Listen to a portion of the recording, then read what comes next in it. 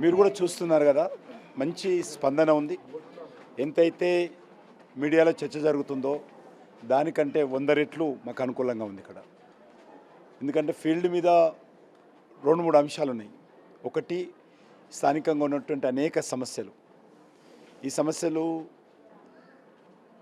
మన తెలంగాణలో చూస్తే ఇంత దయనీయమైనటువంటి పరిస్థితుల్లో ఏ ఏరియా ఉండదు. ఒక మండల్ హెడ్ క్వార్టర్ తీసుకున్నా చాలా డెవలప్మెంట్ జరిగింది, కానీ ఇక్కడ జరగలేదు. అదే కాకుండా ఇక్కడ మరి కాంగ్రెస్ పార్టీ పూర్తిగా మజ్లిస్ పార్టీ మీద ఆధారపడి ఎలక్షన్లో పోటీ చేస్తూ ఉంది. మజ్లిస్ పార్టీ ఓట్ల కోసమే ఈ ఎలక్షన్లో పోటీ చేస్తున్నట్టుంది.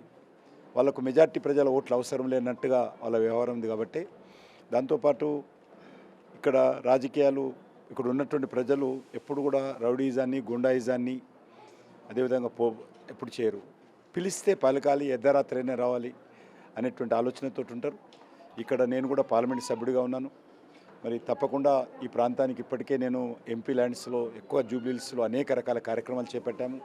బోర్డ్స్ కానీ, కమ్యూనిటీ హాల్స్ కానీ, డ్రైనేజ్ వర్క్స్ కానీ. ఇంకా మాకు వచ్చేటువంటి డబ్బు సరిపోదు కాబట్టి రాష్ట్ర ప్రభుత్వం పూర్తిగా, మీరు షేర్లింగంపల్లి డెవలప్ అయింది, ఖైరతాబాద్ డెవలప్ అయింది, ఇటు సైడ్ సనత్ నగర్ డెవలప్ అయింది, ఇటు కూకట్పల్లి డెవలప్ అయింది. మధ్యలో ఇది మాత్రం అన్యాయం జరిగింది. కాబట్టి దీనికి కంపల్సరీ ప్రజల్లో తీవ్రమైనటువంటి వ్యతిరేకత ఉంది. కాబట్టి ఖచ్చితంగా ఈ ఎన్నికల్లో, అది కాకుండా తెలంగాణలో మేము 10 సంవత్సరాలు బీఆర్ఎస్ పాలన చూసాము, అంతకుముందు 10 సంవత్సరాలు కాంగ్రెస్ పాలన చూసాము. అమ్మ నమస్తే. కమలంపు అమ్మ.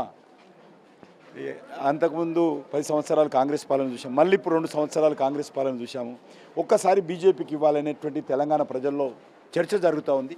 ఆ చర్చ జూబ్లీహిల్స్లో కూడా, జూబ్లీహిల్స్ ఎట్లా చేస్తాం, మీరు తెలంగాణలో కూడా అధికారంలో రావాలనేటువంటిది చదువుకున్నటువంటి వాళ్ళు, కొంత రాజకీయ పరిజ్ఞానం ఉన్నటువంటి వాళ్ళు అందరూ కూడా ఇదే ప్రశ్నిస్తున్నారు వాళ్ళని.